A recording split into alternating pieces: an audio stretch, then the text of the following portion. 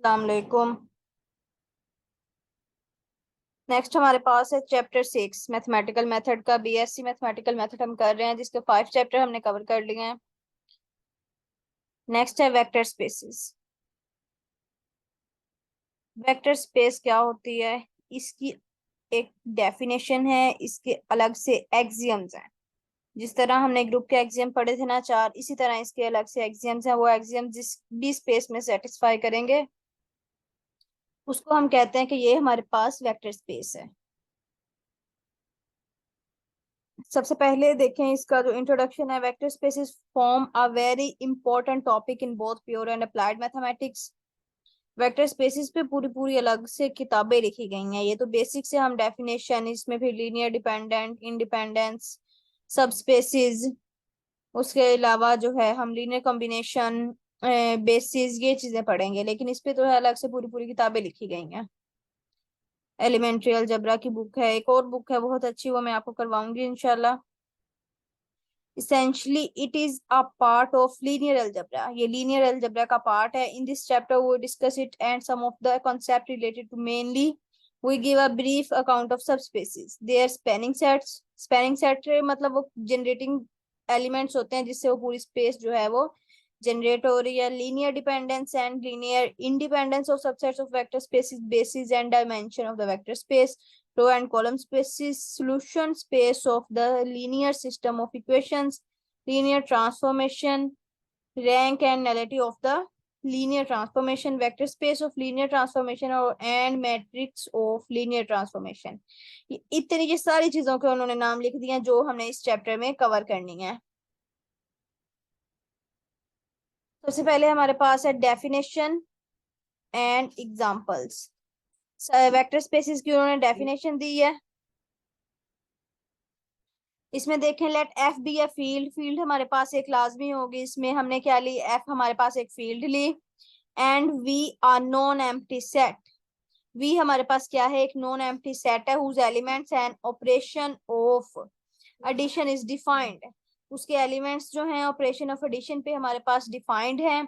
Suppose that for every a belong to F, हम कोई भी ए एलिमेंट लेते हैं फील्ड में से, and every v belong to v, a लिया फील्ड में से और कोई भी एलिमेंट पकड़ा हमने किसका, स्पेस वी का। A V is an element of V. उसके बाद हमारे पास मल्टीप्लाई करने से दोनों से जो ए वी आएगा वो क्या आएगा, वी का एलिमेंट आएगा। Then V is called vector space over F if the following axioms are hold. अगर ये एक्सियम्स जो है वो होल्ड करेंगे तो हमारे पास क्या है, ये वी जो स्पेस है वेक्टर स्पेस होगी ओवर द फील्ड एफ। ठीक है। सबसे पहला क्या है, V is an abelian group under addition. Under addition जो है वो अबिलियन ग्रुप होगा। अब आपको पता है ग्रुप की प्रॉपर्टीज जो हैं तो वो हमें पता है। ग्रुप की क्या प्रॉपर्टीज है, सबसे पहले क्लोजर प्रॉपर्टी, फिर एसोसिएटिव, उसके बाद आइडेंटिटी, इनवर्स में इनवर्स, और उसके बाद जो है वो कम्यूटेटिव प्रॉपर्टी होगी तो वो अबिलियन ग्रुप बनाएगा। अंडर एडिशन तो ये सारी चीजें होल्ड करेंगी। एक्सियम 2 में देखें, उसमें फील्ड का एलिमेंट लिया ए और वी डब्ल्यू हमने लिए वी के एलिमेंट। ठीक है, ये इनको मल्टीप्लाई किया, स्केलर मल्टीप्लिकेशन की, ए वी प्लस ए डब्ल्यू आ गया। उसके बाद हमने फील्ड के दो एलिमेंट ले लिए ए प्लस बी और उसके साथ मल्टीप्लाई किया वी को जो कि वेक्टर स्पेस वी का एलिमेंट है। इन दोनों को मल्टीप्लाई किया तो वो भी मल्टीप्लिकेशन हो जाएगी। अगर दो एलिमेंट लिए और मल्टीप्लाई कर दिया तब इस तरह हमारे पास मल्टीप्लाई हो जाएगा। और अगर हमने मल्टीप्लिकेटिव आइडेंटिटी ली फील्ड की, वन क्या है, multiplicative identity of field F, तो वो हमारे पास वी ही आ जाएगा। ये हमारे पास बनते हैं, देखें 5 एक्सियम्स हैं। 5 में अगर आप देखें तो फर्स्ट वाला उन्होंने जो है वो क्लोज करके लिखा है, कंसाइज करके लिखा है, उसमें भी 5 एक्सियम्स आते हैं।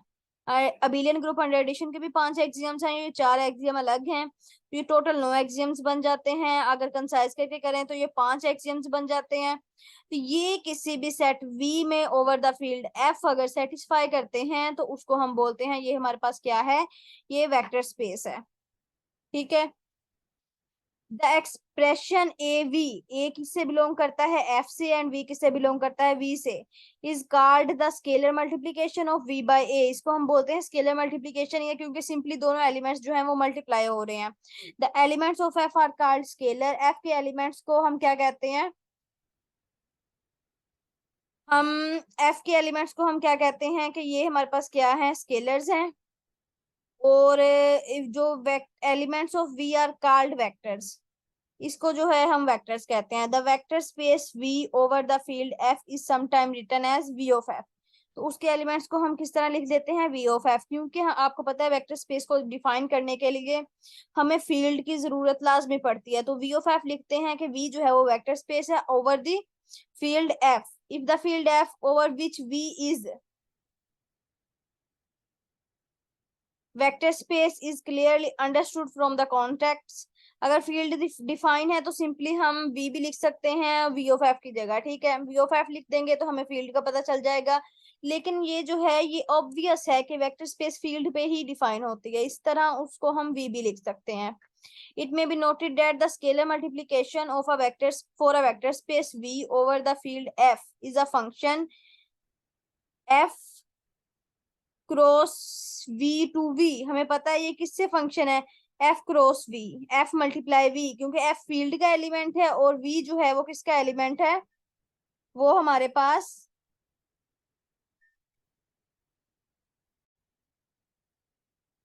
तो इसमें देखें ये मल्टीप्लाई हो रहा है ना एफ और वी, एफ जो है फील्ड का एलिमेंट होगा, ये देखें ए, और ये दोनों मल्टीप्लाई होकर हमें किसका एलिमेंट देंगे, ये हमें वेक्टर स्पेस का एलिमेंट देंगे। The additive identity of V the zero vector, V की जो एडिटिव आइडेंटिटी है zero vector will be denoted by bold face से, उसको लिख देते हैं, और स्केलर जो है वो सिंपल जीरो से लिखते हैं, इसको छोड़ें। A vector space V is called real or complex vector space according as F is the field of real or complex number. अब ए वेक्टर स्पेस रियल है या कम्प्लेक्स वेक्टर स्पेस है, ये किस पे डिपेंड करता है, ये फील्ड एफ पे डिपेंड करेगा। फील्ड हमने ली है सेट ऑफ रियल नंबर्स, तो हम कहते हैं ये हमारे पास रियल वेक्टर स्पेस है। और अगर फील्ड हमने ली है कम्प्लेक्स नंबर की तो हम कह देते हैं ये हमारे पास कम्प्लेक्स वेक्टर स्पेस है, ठीक है। ये देखें जिस तरह ये इन्होंने लिया, इसमें इन्होंने एक्सियम डिफाइन करके बताया है कि ये हमारे पास क्या है, ये वेक्टर स्पेस है। एग्जाम्पल 2 भी इसी तरह है।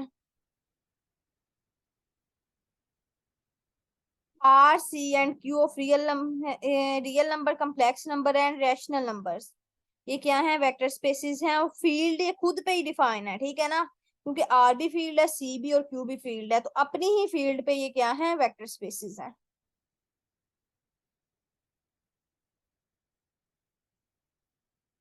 सेट ऑफ एन टपल्स लिया, वो भी क्या है, वो भी हमारे पास एक वेक्टर स्पेस है, ठीक है। इसमें भी जो है वो ये वेक्टर स्पेस के एक्सियम्स जो हैं वो सेटिस्फाई करते हैं।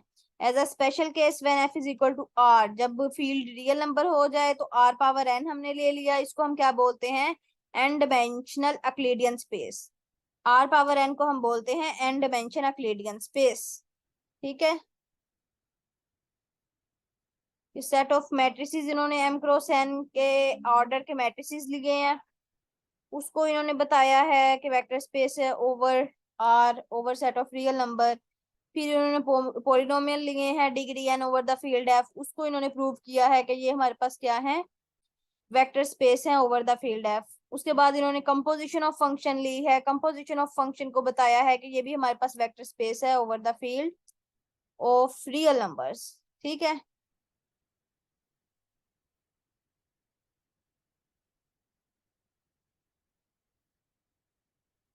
कंपोजिशन ऑफ फंक्शन आपको मैंने पहले भी बताया है, ठीक है।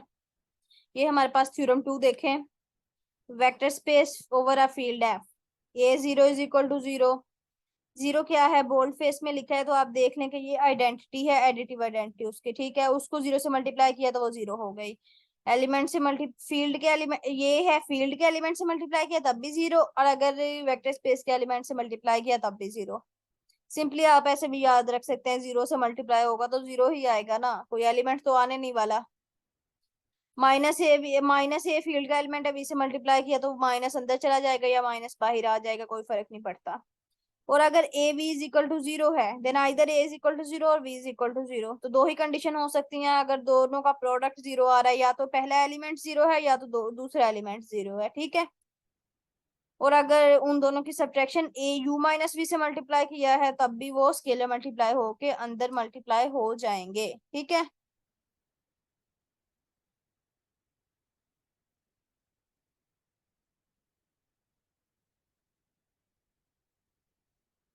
यहाँ तक किसी को कोई क्वेश्चन है तो वो पूछ सकता है।